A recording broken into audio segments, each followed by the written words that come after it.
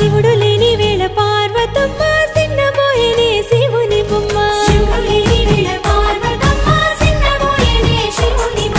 మూడు కన్నుల వాడి ముద్దుల గుమ్మ పువ్వులతో పూజల్ని పొందేనమ్మా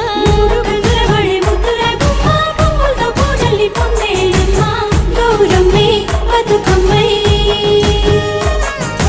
ఎత్తుకొని వచ్చనే నెత్తిపై మేఘాలు ఏడేడు సంద్రాల ఎదరు పొంగిన నీళ్లు